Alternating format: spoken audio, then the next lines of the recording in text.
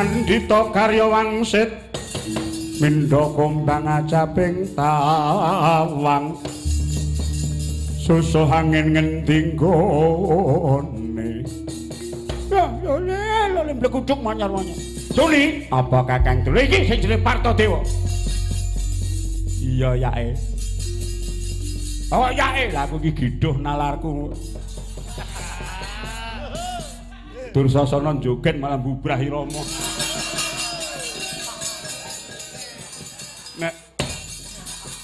nek udu gawane iki aja dijogeti.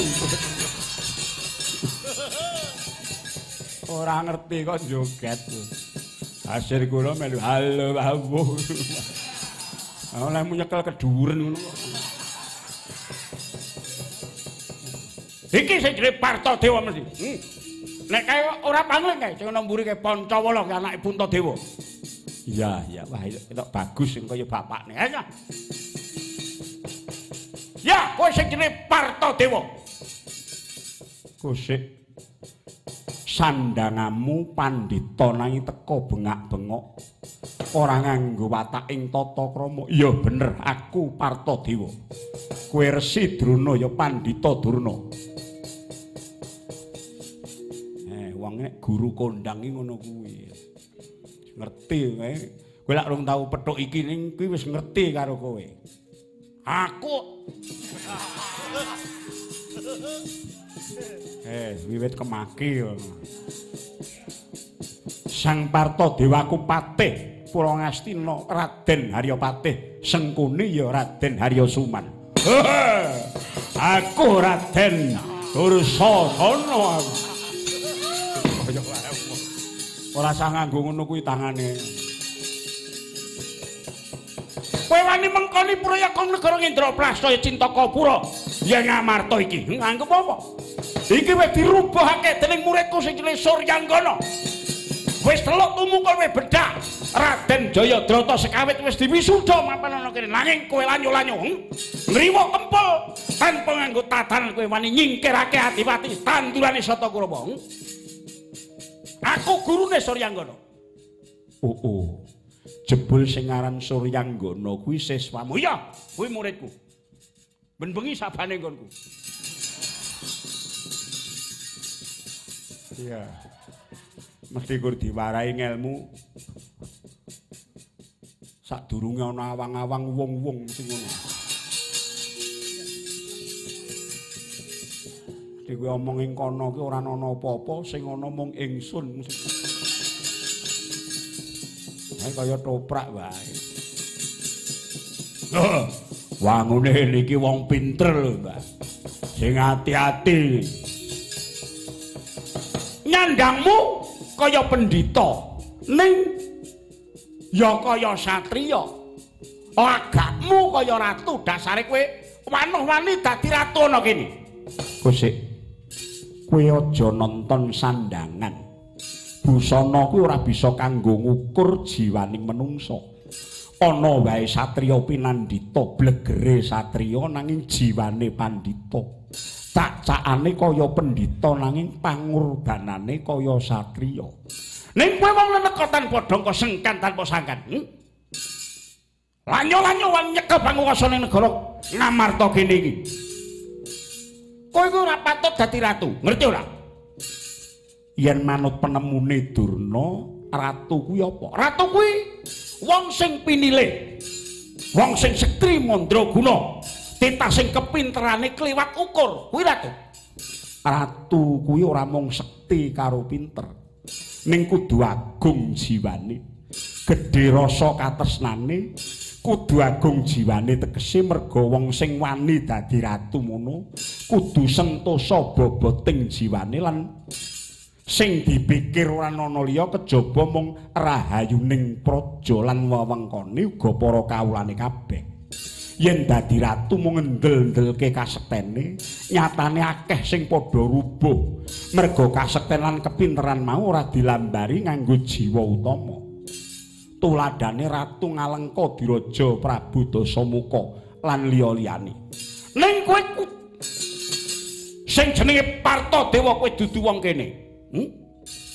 Ora wurung negara iki mengko rusak mergo dicekel dening wong sing ora ngerti karo budayane wong kene. Weh. Wiwit iki. Kosek Resi Durna. Negara Ngamarta iki mengko bakal saya rusak meneh yen to negara Ngamarta tak wenehke Kurawa. Uga negara iki nek nganti tak ulungke menyang kongkonane Kurawa sing jenenge Pandhita Durna. Iki mengko bakal rusak ajak-ajak dosa golek kanca merga Durna kuwi ya mung wong neneka. Kowe dudu Kurawa nanging uga dudu Pandhawa. Lho, aku dudu Kurawa dudu Pandhawa, nanging aku iki gurune. Aku gurune Pandhawa karo Kurawa. Kowe didadekke gurune Pandhawa Kurawa, Durna kuwi mung wong kebejat. Kowe mung wong kebeneran. Sejatine kawruhmu mung ngelmune wong gelut. Kawruhe wong perang. Carane wong congkrah, wong tukar padu, patrape wong mateni wong. Entuk-entukamu ya mung ngedu bangsa. Loh. Kowe iki jane krungu kabare ora? Kondange Resi Durna mulang Bratasena kowe tau krungu ora? Lelakon Dewa Ruci manunggaling kawula Gusti kawruh kasampunaning dumati Panjing Suruping Pati mulyaning sangkan parentapaing kontol wayang Surya pinepet toya kinomare golek ana galiyeng kangkung jago klurono njrondak lan panunggalane kuwi ngelmu kimpleng-kimpleng ngelmu sing angel-angel kuwi ngelmu saka aku kasampunan kuwi dudu kawruhe wong gelut kowe ngerti ora? Gosik to kowe kuwi cetha nek ora duwe kawruh kasampurnan. Nadyan kowe pendhita ning mung merga digugu gunemamu. Awit nggonmu rumangsa bisa. Gawe amung nglumpukke wong banjur kok wejang. Wong-wong padha mbok kandhani kok giri-giri kowe mung umuk kaya weru-weruwa kawruh kasampurnan. Ning sejatine kowe ora mudeng. Ana ngestina kowe disubya-subya ana ngarepe wong akeh kowe dialem-alem. Bareng kowe dipercaya wong pirang-pirang banjur cak-cakamu lali Purwoduksina. Lali yen tana bumi kene kuwi kowe mung wong nunut. Iya ora. Dingaren bantahe kok ora siji juga siji kari pira. Oh, mbiyen sing tak cekel iki apa?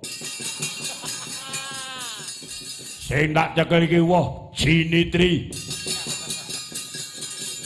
Tak nyupuk 10 hari pira? Kari 30. Playune ning ndi? Mlayu ning ndi ya? Kowe meneng aja ngregon-ngregoni. Kowe kuwi wong saka negara ngatas angin. Kabeh muridmu mbok kon nganggo budayamu, budaya sing mbok gawa saka kono. Mbok peksa kudu dienggo karo wong kene. Lan alon-alon kowe sak kancamu budidaya nyingkirke budayane Pandhawa lan Kurawa. Mula saiki anane mung padha cecongkrahan.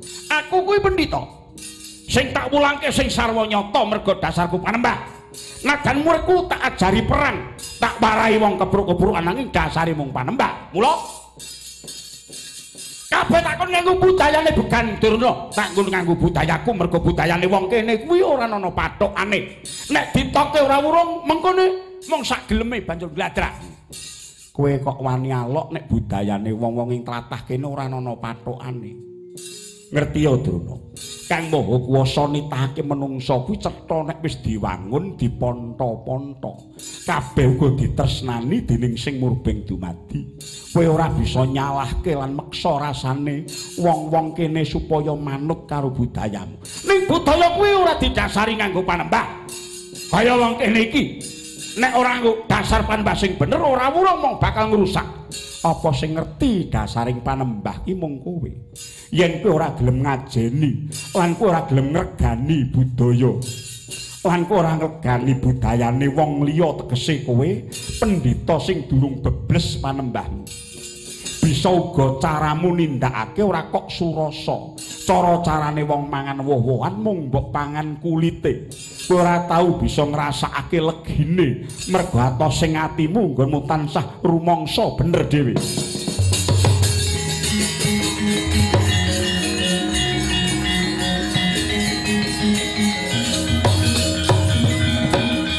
Piye to? Iki nek diterus-teruske mboten sekeca niku, Mas. Sik Partadewa, kowe kaya wong ngerti sadurunge winara. Kowe mau ngarani Pandhawa kuwi dudu Kurawa. Durna kuwi dudu Pandhawa, dudu Kurawa. Iya, pancen mengono. Lah, iki wong saka ngatasane. Nek pancen kowe wong wis kita mbiyen kok iso tekan kene iki piye? Ora sambok takoke, ora takon dhewe. Mangkene caritane nalika isih nom marang Raden Kumbayana. Raden Kumbayana mono dinukan dening ramane Prabu Baratwaja ditundung lunga. Saka bingunge ngati nganti kedarang-darang tumeka gisi ing samudra. Ciptane ngati bakal tumuju tanah Jawa. Nuruti krenteke ngati sumusul kelawan sedulure kang wis dadi ratu ning Pancala.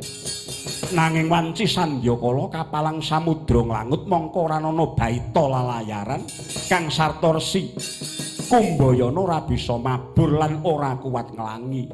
Mula nalika kuwi banjur metu guneme kang larang dhewe ya kuwi.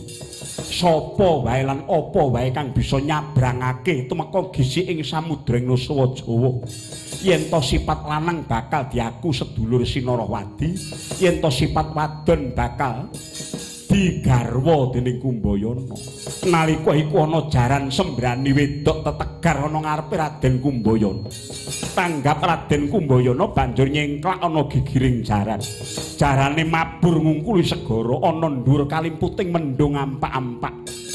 Jroning mendung ingkang ana mung peteng, jroning peteng ingkang ana amung lali, jroning lali ilang wewayanganing menungsa lan jaran sing ana mung lanang lan wadon.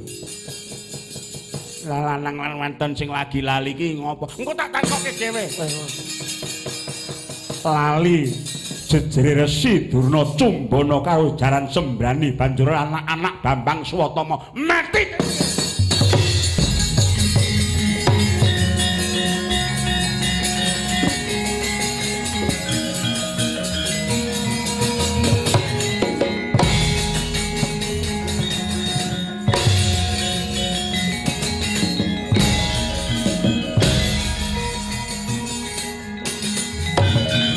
Iki guangen kono. Senggol modot kok ngono kok. Maju ta, maju. Maju ta. Halo, Pak. Aku.